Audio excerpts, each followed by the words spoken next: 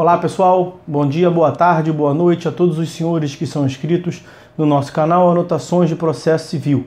Se você ainda não é, eu sou o professor Arthur Vieira e depois que eu concluí o meu doutorado em Direito Processual, eu resolvi me dedicar a esses veículos de comunicação para que eu pudesse transmitir aos senhores conhecimento jurídico de qualidade e de forma gratuita. Aqui eu vou pontuar o meu e-mail de contato para que eventuais interessados possam estabelecer um contato mais direto. Inclusive, nós podemos eventualmente considerar a hipótese de publicar um artigo científico em conjunto, tá certo? Bom, gostaria de pontuar também com os senhores o nosso canal no YouTube.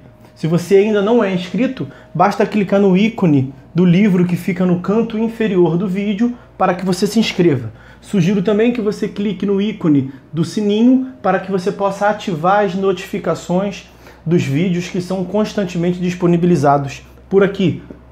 Gostaria de apresentar também aos senhores a nossa plataforma acadêmica, arturvieiracursos.com.br, arturvieiracursos.com.br, onde os senhores encontrarão cursos online de modo gratuito, inclusive com a emissão de certificado válido em todo o território nacional. Tá certo? Então, após a pausa, nós vamos tratar do vídeo de hoje. Então, meus amigos, dando prosseguimento à análise do nosso livro, Anotações de Processo Civil, nós vamos ver no vídeo de hoje a extinção do processo de execução. Nós estamos tratando da quarta parte do livro, que aborda a tutela jurisdicional executiva. Dentre os diversos procedimentos executivos, estamos vendo o processo de execução por título executivo extrajudicial para a satisfação da obrigação de pagar quantia. Já vimos todas as fases que compõem esse procedimento. Vamos concluir no vídeo de hoje esse procedimento através da análise, como adiantado, das causas de extinção da execução. Vamos ao ponto. A petição inicial, quando a petição inicial for indeferida, verificando-se que a petição inicial não preenche os requisitos exigidos na lei ou que apresenta defeitos e irregularidades, deve abrir-se a possibilidade do exequente emendá-la para a finalidade de corrigir ou sanar esse vício quando for possível. Não havendo a emenda, será indeferida a petição inicial, extinguindo-se o processo de execução. Inciso 2º. Quando a obrigação for satisfeita. A satisfação da obrigação pelo devedor pode ocorrer a qualquer tempo, antes do aperfeiçoamento da expropriação, nos 3 dias posteriores à citação. Depois disso, e antes da penhora de bens, ou quando os bens já estão penhorados, no caso de remissão da execução, dentre outras hipóteses. Terceira causa de extinção da execução. Quando o executado obtiver, por qualquer outro meio, a extinção total da dívida. Esse caso aborda a possibilidade do exequente obter, por qualquer outro meio, a satisfação da dívida.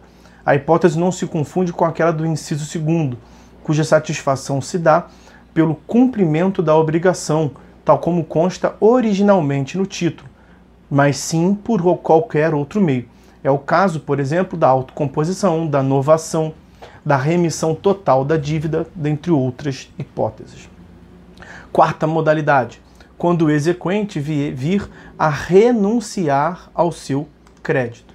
O exequente, nessa hipótese, abre mão do crédito. Trata-se de ato de natureza material, com evidente e imediata repercussão no plano processual. A rigor, esta hipótese já estaria incluída na fórmula ampla do inciso 3º, inciso anterior, quando fala em qualquer outro meio.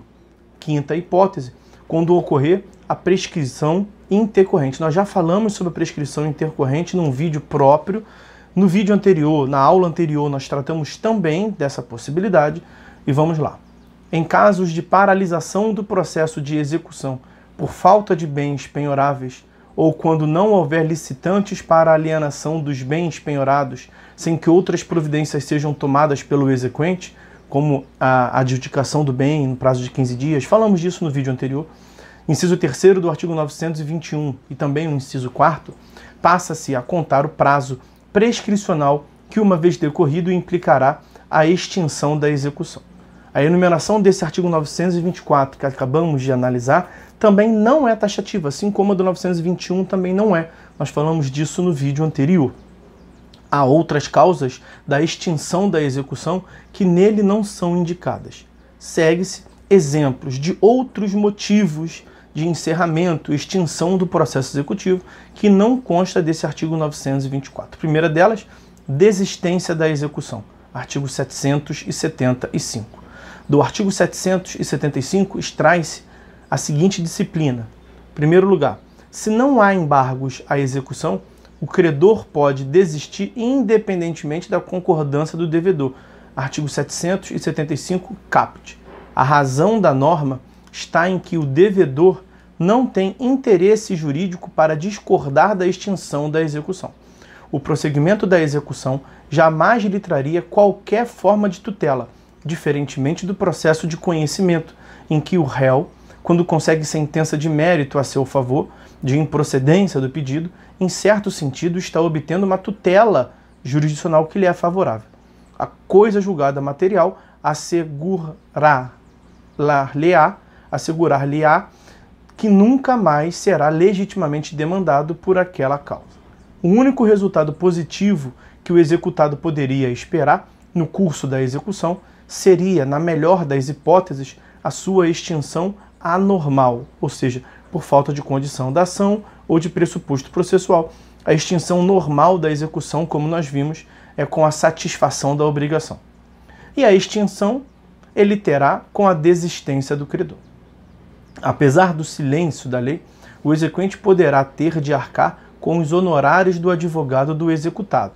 Basta que o devedor já tenha constituído o advogado para cuidar de seus interesses no processo de execução, como nomear bens, manifestar-se sobre a avaliação, zelar pela regularidade do processo. Tudo isso é um ato técnico privativo do advogado e ele deve ser remunerado. Segunda hipótese lá que pode ser extraída do artigo 775 do CPC, a desistência da execução. Se há embargos à execução que versem apenas sobre questões processuais relativas à execução, à desistência, independe também de concordância do devedor e o credor arcará com custas e honorários. Inciso 1º do parágrafo único do artigo 775. Também aqui o fundamento de não se exigir a oitiva do devedor reside na circunstância de que sua manifestação seria irrelevante. O devedor busca com seus embargos exclusivamente a extinção ou a anulação da execução, o que obterá com a desistência do credor. Terceira hipótese que se extrai do 775, a desistência da execução pelo exequente, é a seguinte. Se há embargos à execução que versem sobre questões atinentes ao mérito, a desistência da execução só será possível com a concordância do devedor embargante. É o que se vê do inciso 2º do parágrafo único do artigo 775. Trata-se de situação diferente das anteriores. Através dos embargos, o devedor busca tutela que o libere para sempre do credor. Ele não ataca apenas um vício específico daquele processo de execução, mas um defeito na própria pretensão do credor. Os embargos contestam a própria existência total ou parcial do crédito executado. Se procedente os embargos à execução, a sentença fará coisa julgada material, reconhecendo definitivamente que o embargante não deve ou deve menos do que se pretendia. Nesse caso, ele tem interesse jurídico para discordar da desistência pretendida pelo credor. Pode preferir levar o processo adiante para tentar obter nos embargos sentença que o libere para sempre. Por isso, a desistência dependerá de sua concordância. Esse conjunto de considerações aplicar-se-á também à desistência do cumprimento de sentença, quando houver impugnação do devedor nesse sentido, artigo 513 do CPC. Segunda hipótese que não consta lá no artigo 924 sobre a extinção da execução. O acolhimento de embargos à execução, reconhecendo-se a inexistência total do crédito ou a inviabilidade processual da execução. Nos embargos, pode-se reconhecer que o crédito pretendido na execução não existe, ou não estão presentes, estão ausentes os requisitos gerais ou específicos do processo executivo. Nestes casos, com a sentença dos embargos será acumulada no mesmo documento, no mesmo ato, a sentença extintiva da execução. Também essas considerações são aplicáveis à hipótese em que, em impugnação ao cumprimento de sentença, que é a modalidade de defesa na fase executiva do cumprimento de sentença, houver o reconhecimento da inexistência do crédito ou a falta dos requisitos para executar, sejam requisitos gerais ou específicos.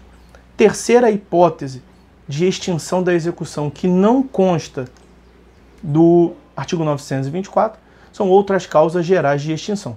A ampla maioria das causas de extinção do processo arroladas no artigo 485, sentenças terminativas que não julgam o mérito, pode-se verificar também na execução. Cabe extinção da execução pelos motivos indicados nos incisos 1º, 2º, 3º, 4º, 5º e 6º, 8º e 9º desse artigo. Alguns deles já mencionados ainda agora. Sentença de extinção da execução. Para que produza efeitos, a extinção do processo executivo há de ser declarada pelo juiz em uma sentença, como se vê do artigo 925. Trata-se de provimento que encerra o processo, passível de apelação, artigo 1009. Alguns doutrinadores já afirmaram que tal sentença seria declaratória de mérito, fazendo até coisa julgada material relativamente à existência do crédito que foi objeto da execução.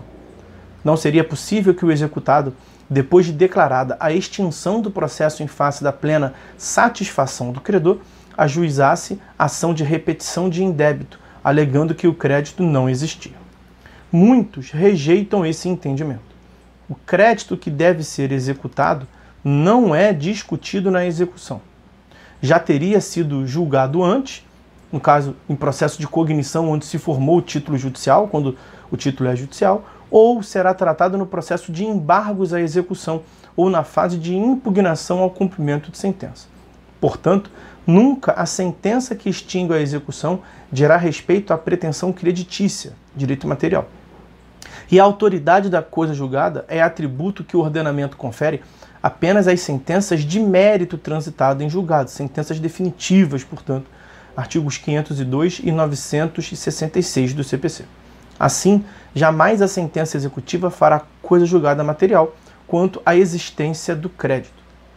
Coisa julgada material relativa à existência do crédito haverá em relação à sentença dos embargos à execução, ou da impugnação ao cumprimento de sentença, ou em relação à sentença do processo de conhecimento que antecedeu a execução de título judicial.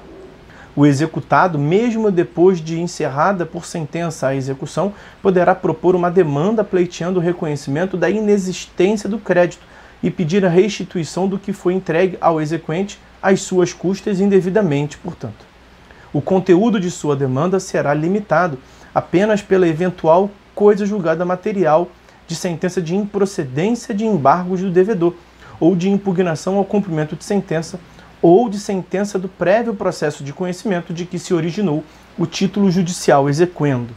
Em outras palavras, as causas de pedir já examinada em tais sentenças não poderão tornar a ser formuladas.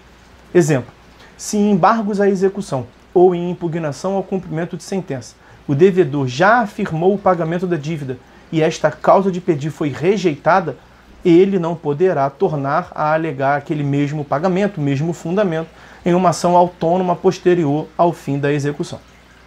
Se alguma autoridade de coisa julgada poderia advir da sentença executiva, extintiva da execução, esta residiria no reconhecimento da ocorrência do fato jurídico e de suas consequências, portanto, que serviu de causa à extinção.